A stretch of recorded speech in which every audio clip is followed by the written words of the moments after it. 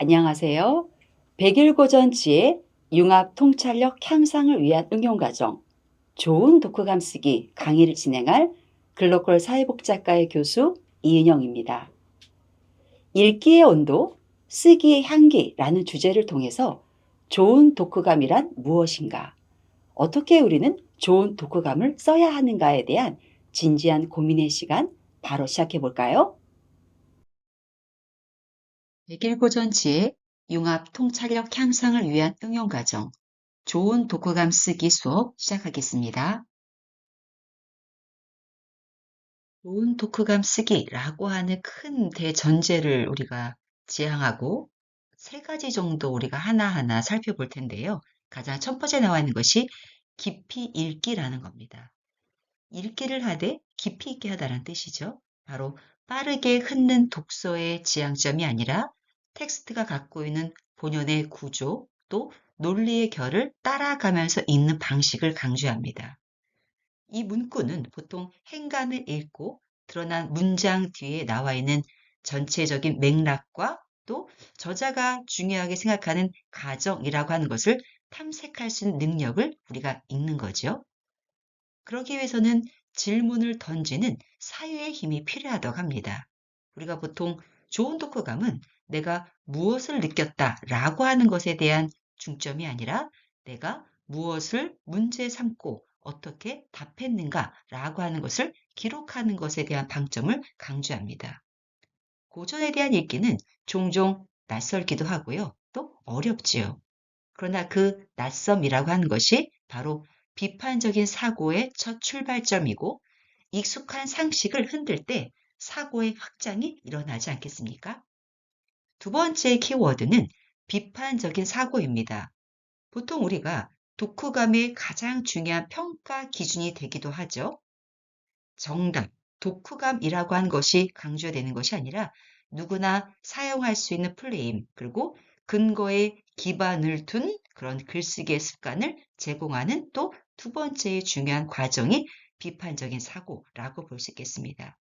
그래서 저자가 강조하는 주장, 근거, 전제를 우리가 하나하나 분해하고 다시 조립하는 경험의 출발점이 바로 비판적인 사고라고 볼 수 있겠죠.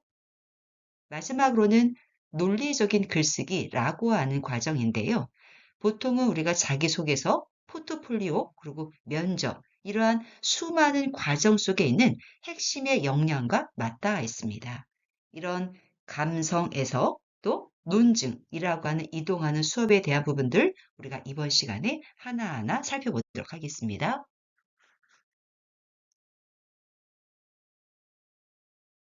이번 수업을 통해서 우리가 달성할 세 가지의 목표를 제시해 보도록 하는데요. 이러한 목표를 알면 우리 수업에 있어서 강조하는 지식에 대한 중요성이 아닌 행동으로서 되는 부분을 정리하게 되는 과정이 될 것이라고 생각합니다. 첫 번째 목표 보겠습니다. 고전에 대한 읽기에 대한 경험을 우리가 하나하나 축적해서요. 독후감이 갖고 있는 목적 그리고 가치를 구조적으로 이해한다라고 하는 부분입니다. 다시 얘기한다면 독후감을 왜를 설명할 수 있는 부분이 나와줘야 한다는 거죠. 그러기 위해서는 구조적인 단어에 대한 중요성을 강조하는데요.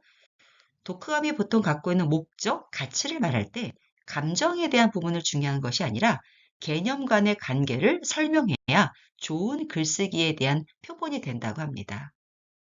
두 번째 목표는 좋은 독후감이라고 하는 것에 대한 세부적인 구성 요소를 하나하나 우리가 학습을 하고요.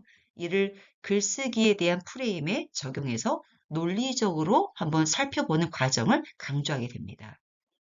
이 부분은 우리가 책을 읽고 끝나는 것이 아니라 문장으로 구현해야 하는 행동에 대한 정점, 이동을 강조하지요. 요약, 해석, 평가, 적용의 흐름을 강조합니다. 대다수 독후감이 갖고 있는 본문은 이러한 흐름을 문단 단위로 반복해서 완성되는 것을 얘기하게 됐죠. 세 번째 목표 보겠습니다. 고전이 갖고 있는 핵심적인 문구를 활용해서요. 우리 각자만이 갖고 있는 독후감의 초안을 창의적으로 작성해 보는 것을 제안합니다. 바로 장식에 대한 중점이 아닌 근거를 바탕으로 하겠다라고 하는 부분이죠. 이러한 독후감이 갖고 있는 글쓰기라고 하는 것을 통해서 개념적인 접근 또 행동에 대한 부분에 대한 숙련 또 성과라고 하는 것에 대해서 접근하기를 기대합니다. 세 가지에 대한 학습 목표 살펴보셨습니다. 우리가 이번 수업에서 진행할 학습의 목차를 하나하나 보도록 하겠습니다. 첫 번째 목차는 독후감을 우리가 왜 쓸까요? 라고 하는 질문입니다. 바로 독후감을 쓰게 되는 기본적인 동기, 그리고 우리 각자가 갖고 있는 관점을 바로 세우는 단계라고 볼 수 있겠죠. 이 부분이 바로 약하면 글의 전체적인 부분이 요약에 대한 부분으로 그치게 되는 부분이 생깁니다. 따라서 독후감이 힘을 갖고 또 이 독후감을 읽는 독자로 하여금 또 독후감을 쓰는 본인으로 하여금 이 책을 읽고 내가 무엇을 얘기하고 싶은가라고 하는 것을 각자와의 대화로 풀어내는 동기를 강조한다고 볼 수 있겠죠. 두 번째는 좋은 독후감을 구성하는 요소는 무엇일까요? 바로 요약, 해석, 그리고 평가, 마지막 적용이라고 하는 네 가지 핵심 요소를 가장 중심으로 바로 글의 골격을 잡는 부분에 대한 부분을 살펴봅니다. 요약, 해석, 평가, 적용 이 네 가지 핵심 요소에서 강조하듯이 기술적인 목표라고 하는 것을 통해서 실제 문장으로 표현해 보는 과정을 살펴봅니다. 세 번째 목차는요. 독후감을 쓰는 기본적인 목적에 대한 부분을 우리가 잘 세워야 되겠죠. 독후감은 보통 학습과 성찰, 그리고 소통의 도구가 될 수 있는지를 설명하게 됩니다. 바로 글의 목적이 명확할수록 글이 갖고 있는 어조, 그리고 강조점이 선명해지기 때문이죠. 네 번째 볼까요? 일상생활에 활용하기입니다. 바로 교양, 그리고 우리가 고전이 갖고 있는 실천의 덕목이겠죠. 고전이 갖고 있는 통찰은 우리 각자가 갖고 있는 진로, 또 다양한 인간관계, 그리고 매 순간 우리가 이루어지는 의사결정 등등에 어떻게 활용될 수 있는지에 대한 부분을 다루고자 합니다. 그 다음으로는 독후감을 잘 쓰는 방법. 우리 가장 중요하죠. 우리 독후감을 쓰는데 잘 쓰고 싶지 않아요? 그러면 잘 쓰는 방법을 위한 다양한 체크리스트, 그리고 프로임에 대한 부분을 구성해 보도록 하겠습니다. 바로 하나하나 세부적인 절차를 통해서 글쓰기에 도달하고자 한다라고 하는 부분이죠. 마지막으로는 독후감에 대한 예시 5권에 대한 고전을 통해서 독후감을 쓰는 데 있어서 중요하게 우리가 해야 하는 요점에 대한 부분을 다루고자 합니다. 고전의 인용문을 활용해서요. 실전에 대한 분석을 다루는 거죠. 그래서 단순한 모범 답안이 아니라 구조를 눈으로 확인하는 장치에 대한 부분을 제시하고자 합니다. 독후감이 갖고 있는 개념과 의의, 또 독자성에 대한 이해를 통한 부분인 거죠. 이런 수많은 독후감을 통해서 우리가 우리 각자에게 마음속에 질문의 하나를 세워봤으면 좋겠습니다. 나는 독후감을 통해서 무엇을 바꾸고 싶은가? 바로 이 질문이 독후감의 중심을 받는 키워드다라고 볼 수 있겠죠.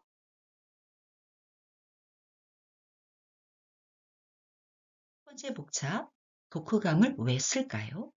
우리가 수많은 학창 시절 동안 독후감에 대한 과제를 많이 부여받고 또 쓰기도 했습니다. 그 과정 속에서 우리가 경험을 통해서 느낀 부분은 독후감은 단순한 요약이 아니라고 하는 거죠. 바로 그 책을 쓴 저자와 내가 서로 상호작용하면서요. 결국엔 나만의 생각을 정립하는 창조적인 과정이라고 하는 것이 바로 독후감의 가장 쓴 요지입니다. 독후감은 단순한 요약이 아니죠. 그래서 나만의 생각을 정립하는 창조적인 과정이라고 하는데 그러면 창조적인 과정을 어떻게 우리가 하나하나 밟아 나가야 할까요? 라고 하는 것이 바로 이 문장에서의 내용이겠죠. 가장 첫 번째 나와 있는 것은 대화의 기록이라고 하는 과정을 거치게 됩니다. 대다수 독후감은 독자가 텍스트에 대해서 질문하고 또 답하는 과정을 기록하는 거죠. 바로 그 기록의 과정에서는 수동적인 입장이 아니라 능동적인 대화의 기록을 통해서 바로 읽을 때 스스로에 대한 질문을 하나하나 만듭니다. 이 과정 속에서 수동적인 읽기에서 벗어나서 나만의 질문, 또 나만의 답을 연결하는 부분이 필요하겠죠. 그렇기 때문에 독후감은 질문이 없으면 성립되기 어렵다라고 하는 과정을 갖고 있습니다. 두 번째 부분은 사고의 통합이라고 하는 겁니다. 단편적인 지식에 대한 분절적인 접근을 넘어서서요. 이제는 이해, 해석, 마지막 이런 과정을 전체 아울릴 수 있는 평가라고 하는 것을 통해서요. 하나의 논리로 통합하는 조금 차원 높은 사고의 훈련이 바로 독후감을 쓰는 이유라고 볼 수 있겠습니다. 바로 단편적인 어떤 부분이 아니라 이제는 독후감이 고차원적인 사고의 훈련을 의미하는 부분이겠죠. 고전 독후감에서 가장 우리가 중요하게 보는 부분은 바로 해석 아닐까요?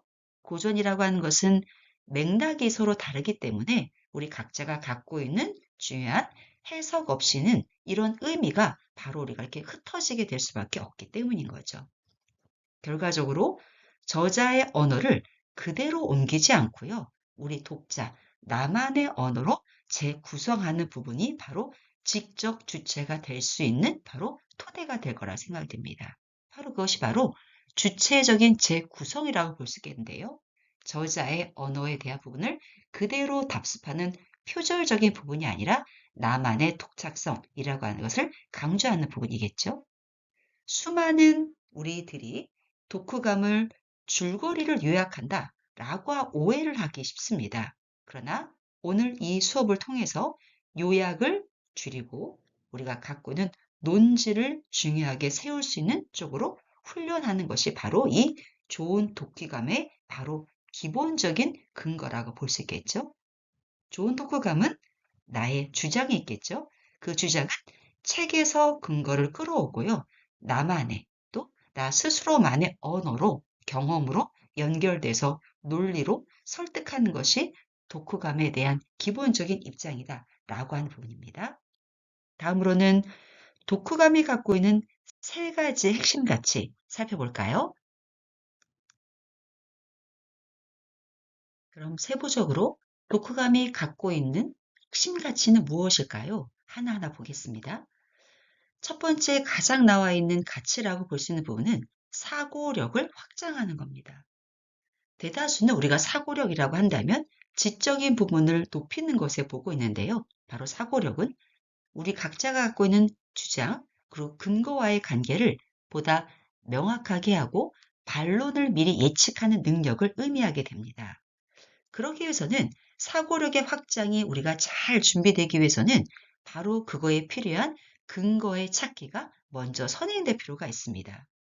고전이 갖고 있는 하나하나의 문장, 하나하나의 사례가 나의 주장에 어떻게 연결될 수 있는지를 명확히 하는 과정이 필요하겠죠.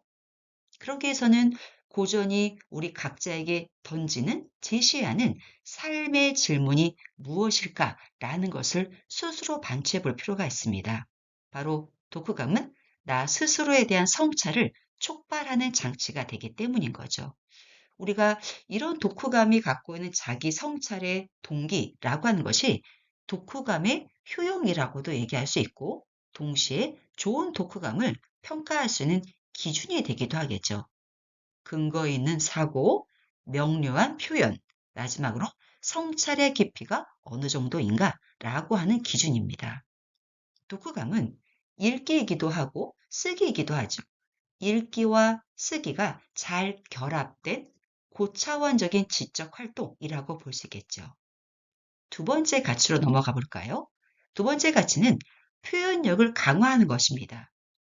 대다수 우리가 갖고 있는 추상적인 생각을 보다 명료한 문장으로 그리고 이 글을 읽는 독자로 하여금 구조화해내는 전달 능력이 바로 좋은 글쓰기라고도 볼 수 있겠죠.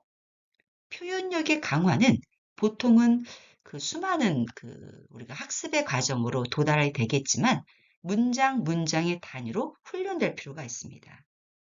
하나의 문장에 하나의 정보만을 담고 각각의 문단마다 갖고 있는 핵심적인 주장이 무엇인가? 바로 주제문이겠죠. 그 주제문을 세우는 연결고리에 대한 과정이 담길 필요가 있습니다. 바로 그러한 것이 구조화에 대한 부분이겠죠. 세 번째 볼까요? 세 번째의 가치는 자기 이해에 대한 심화입니다. 가장 중요한 부분이라고 볼 수 있겠죠. 책의 저자와 나와 상호적인 대화를 통해서요. 내가 갖고 있는 가치관과 관점을 어디 있는가라는 것을 보다 확인하고 정립하고 그런 성찰의 과정이라고 볼 수 있겠습니다. 나의 가치관은 무엇인가? 내가 삶을 살아가는 관점은 어디에 지향점을 갖고 있는가라고 하는 거겠죠. 이러한 자기 이해의 심화는 나의 경험이 반드시 반영될 때 힘이 생깁니다. 나만이 갖고 있는 경험이 갖고 있는 파워가 있기 때문인 거죠. 단지 경험에 있어서는 감성적인 어떤 부분에 치중하기보다는 텍스트와 연결된 사례를 제시한다면 훨씬 설득력 있는 문장으로 다가올 것이라고 생각이 듭니다. 독후감이 잘 쓰여졌는지 우리가 점검할 때 나 스스로에게 물어보는 과정이 반드시 필요하다 생각이 듭니다. 내가 이 고전을 통해서 무엇을 새롭게 보게 되었는가? 앞으로의 미래 지향적인 나의 행동과 연결되기 때문인 거죠. 이러한 세 가지의 가치를 통해서 이 가치들이 보이는 글이 된다면 바로 좋은 독후감의 표본이 될 것이라고 생각이 듭니다. 좋은 독후감을 구성한 요소 우리가 하나하나 다음 슬라이드에서 살펴보겠습니다. 좋은 독후감의 구성 요소 살펴볼까요? 첫 번째로는 요약이 갖고 있는 단계입니다. 바로 저자가 주장하고 있는 핵심적인 내용과 근거를 보다 명확하게 추출하는 능력을 의미하겠죠. 고전은 논지의 구조를 잡는 것이 바로 요약의 핵심이라고도 볼 수 있습니다. 그 다음으로는 해석이죠. 텍스트 이면에 숨겨진 의미든 맥락이라고 하는 것을 나만의 언어로 풀어내는 작업을 의미합니다. 이러한 해석에서는 개념을 잡을 필요가 있겠죠. 고전의 핵심적인 개념이 현대의 우리에게 어떤 의미를 갖는지를 해석해내는 바로 그 역할을 의미합니다. 평가는 논리가 갖고 있는 타당성을 보다 명확하게 검토하고 그것이 갖고 있는 한계, 의의를 판단하는 거겠죠. 그래서 동의나 비동의 이런 감정에 그치는 것이 아니라요. 근거를 통해서 글쓰기에 대한 부분도 우리가 다가가는 과정입니다. 다음으로는 평가와 적용인데요. 책의 통찰을 나의 삶, 나의 경험, 그것이 구체적인 현실의 문제에 직결되는 것으로 바로 우리가 연결한 거겠죠. 그 다음으로는 인용에 대한 부분이죠. 보다 짧고 정확하게 표기하는 것이 바로 핵심이죠. 그래서 인용은 글을 보다 견고하게 만드는 기둥이라고도 표현이 됩니다. 그래서 인용은 출처에 대한 표기까지 생각해야 되겠죠. 저자, 도서, 가능하면 그 해당 장, 페이지까지 접는 습관이 중요합니다. 요약, 해석, 평가, 적용에 대한 구체적인 작성 가이드, 바로 다음 슬라이드에서 하나하나 옮기는 방법을 살펴볼까요? 좋은 독후감을 완성하는 네 가지 핵심 기둥 우리가 살펴보겠는데요. 요약이라고 하는 부분은 보다 세 가지 문장의 규칙으로도 제시가 될 수 있어요. 그래서 무엇을, 왜, 어떻게 라고 하는 구조를 통해서 단순한 줄거리가 아닌 핵심 논지에 대한 접근이 필요하지요. 해석은 행간을 읽는 겁니다. 문장의 저 넘어서 갖고 있는 전제, 맥락, 그리고 모든 수많은 개념 간의 관계를 구조화하는 작업이 중요하지요. 보다 해석을 잘하고 싶으면 핵심적인 개념 한 세 가지 정도를 먼저 뽑고 그러한 개념들이 서로 어떻게 상호 연결되는지를 화살표로 그려보는 습관도 좋은 것 같습니다. 평가는 바로 비판적인 거리두기라고도 표현이 되더라고요. 저자가 갖고 있는 주장과 내가 갖고 있는 입장을 구분하고요. 그 근거로 판단하는 단계죠. 뒷받침할 근거를 찾거나 또 한계점에 대한 대안을 제시하는 것도 좋은 문장에 대한 중요 요소라고도 볼 수 있습니다. 적용은 지식을 우리 각자의 삶으로 연결하고 실천적인 계획을 세우는 것이 바로 적용의 완성이라고 볼 수 있겠죠. 그러나 적용은 거창할 필요가 없어요.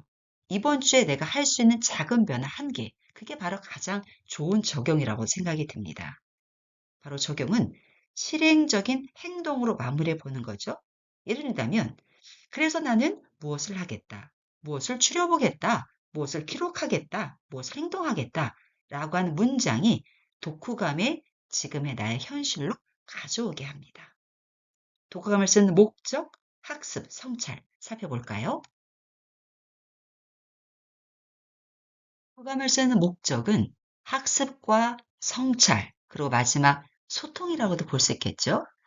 학습의 목적은 읽은 내용을 다시 재정리해서요, 우리가 갖고 있는 장기 기억으로 전환한다고도 표현이 됩니다. 각자의 지식을 보다 체계화하는 것이죠. 독후감은 복습이라고 하는 것에 대한 고급 형태로 비유가 될 수 있습니다. 글은 요약과 구조가 탄탄해되겠죠. 바로 독후감이 노트처럼 정리되는 순간이 바로 학습 목적이 실현되는 순간이라고도 볼 수 있습니다. 성찰의 목적 볼까요? 저자가 갖고 있는 생각을 비추어서요, 나만이 갖고 있는 관점을 점검하는 과정이겠죠. 다르게 비유한다면 나의 가치관을 정립하는 것입니다. 바로 고전은 성찰의 거울이다 라고 표현될 수 있습니다. 그 다음으로는 소통이죠.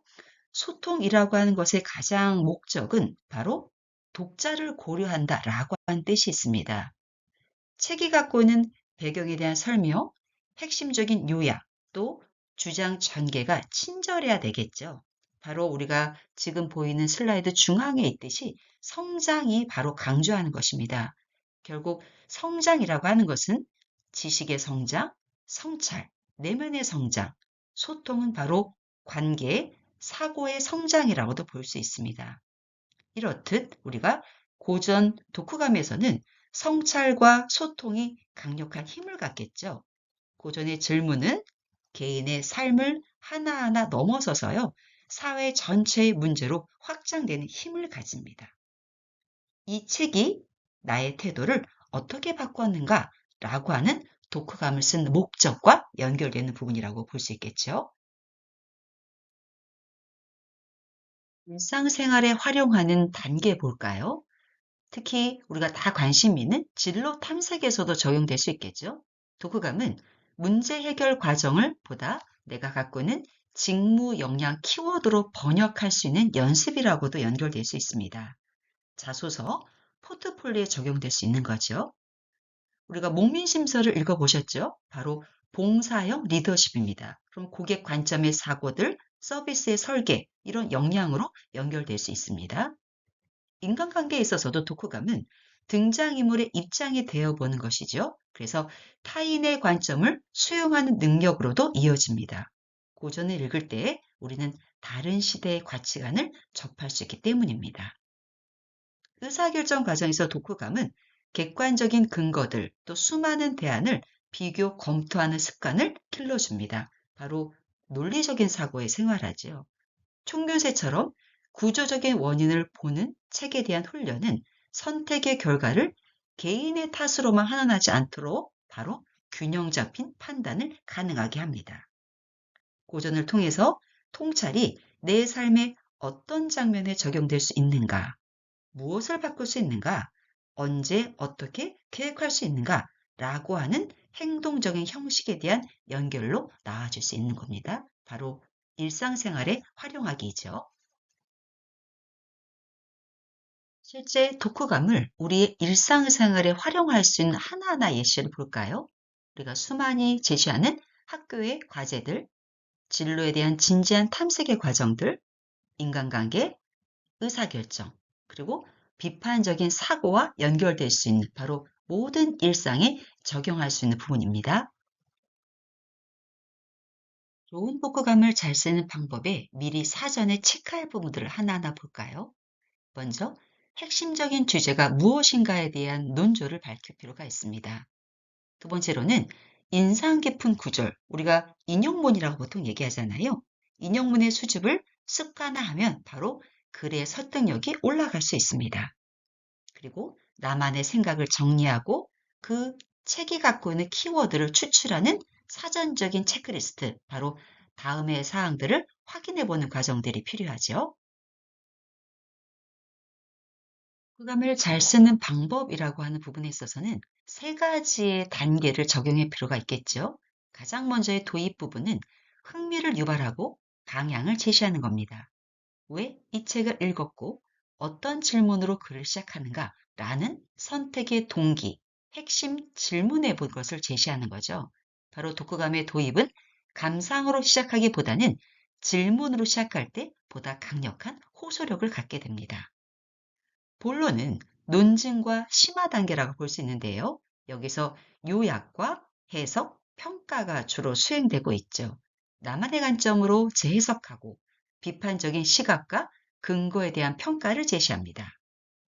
결론은 확장과 적용이죠. 즉, 적용과 재현, 질문으로 마무리하게 됩니다.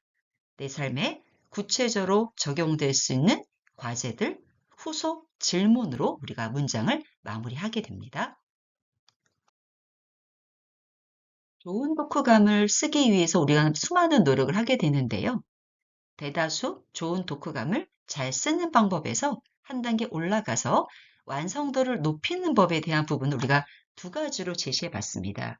요약한다면 독후감은 비평과 적용이 핵심이죠. 단순한 요약을 우리가 많이 피하고요. 나만이 갖고 있는 해석들, 나만이 갖고 있는 평가라고 하는 볼륨을 높인다면 훨씬 완성도 있는 독후감으로 우리가 접근할 수 있을 거라 생각이 듭니다. 실제 고전을 통해서 독후감에 대한 예시 쓰는 법에 대한 부분을 우리가 살펴보겠는데요. 가장 첫 번째 고전은 역사란 무엇인가입니다. 이 고전이 제시한 핵심 키워드는 역사는 현재와 과거 사이에 끊임없는 대화이죠. 그래서 이 문장을 우리가 인용할 필요가 있습니다. 그러나 단순한 인용이 아니라 이것을 나만의 질문으로 번역해 보는 것이 필요하겠죠. 그래서 하단에 보시면 두 가지의 질문을 통해서 내가 앞으로 어떠한 행동으로 하겠다라고 제시한다면 보다 명확하고 근거 있는 독후감에 대한 실제 부분이 될 거라고 생각이 듭니다. 두 번째 독후감의 작성 예시로는 역사의 연구입니다. 이 고전에서의 인용문은 문명은 성공적으로 도전에 응전함으로써 탄생하고 성장한다이죠. 우리가 수많은 취업 준비의 막막함, 과제의 압박이라고 하는 것을 도전의 조건으로 재해석해 볼 필요가 있습니다. 그래서 내가 선택할 응전보다 한 가지를 구체적으로 행동으로 쓰고요. 실행할 수 있는 시점을 적어본다면 구체적인 독후감으로서 설득력이 있겠죠. 세 번째 고전은 바로 목민신서입니다.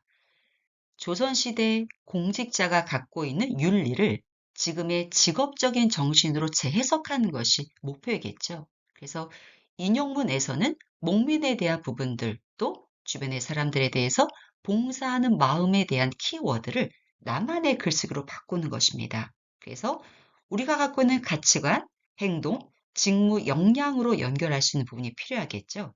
이런 부분을 통해서 목민심서의 독후감은 인문학의 실천성을 보여주기에 가장 좋은 또 고전이라고도 볼 수 있겠죠. 평균세에 대한 고전에 대한 예시인데요. 불평등에 대한 기원을 환경이라고 하는 관점을 적용해서 보는 부분이잖아요. 그래서 이 고전을 통해서요. 누군가를 평가할 때 보이지 않는 환경을 먼저 이해하려고 하는 균형 잡힌 시각이라고 하는 것을 인용할 필요가 있습니다. 그래서 우리가 단순한 요약을 기술하기보다는 해석의 관점을 키워서 인과관계의 틀을 제시하는 부분들, 바로 그러한 것이 훨씬 설득력 있는 독후감으로 보여줄 수 있겠죠. 마지막 예시의 고전은 노노입니다. 바로 오래된 지혜를 현대 일상에서 다시 만나는 기쁨이 핵심 주제로 볼 수 있는데요. 노노에서의 독후감에 대한 부분은 우리가 단순한 교훈을 나열하기보다는 왜 우리는 배움을 즐겁게 느끼기 어려운지 현실 조건의 제한적인 부분을 함께 제시한다면 훨씬 설득력이 있겠죠. 그래서 두 가지에 대한 질문을 통해서 내가 최근에 배운 것 중 어떤 반복의 힘은 무엇인지, 또 스스로의 기쁨을 중요하게 내가 여기고 있는 것은 무슨 이유인지 라는 것에 대한 연결고리를 한다면 훨씬 독후감이 성찰의 단계까지 올라와 있음을 표명할 수 있다고 보겠습니다. 오늘 수업을 통해서 좋은 독후감 쓰기라고 하는 과정을 통해서 이제 독후감을 쓰는 것이 단순한 과제로 그치는 것이 아니라 내가 갖고 있는 지적 역량을 향상시킬 수 있는 나의 동반자다라고 다가오셨으면 좋겠습니다. 그래서 독후감은 나를 생각하게 하는 텍스트, 더 나아가서는 그 생각의 흔적을 남기는 학문적인 훈련 과정이라고 여러분에게 한 5가지 정도의 정리하기에 대한 내용들을 함께 공유하고자 합니다. 이상으로 100일 고전지의 융합 통찰력 향상을 위한 응용과정, 좋은 독후감 쓰기라는 주제에 대해서 다뤄봤습니다. 나만의 해석과 그에 따른 실천적 의미의 적용, 뚜렷한 목적의식이라고 볼 수 있는 학습, 성찰, 그리고 나와의 진지한 소통 등을 통해서 여러분만의 읽기의 온도, 쓰기의 한계를 담을 수 있는 멋진 독후감 기대해 보겠습니다. 고생 많으셨습니다.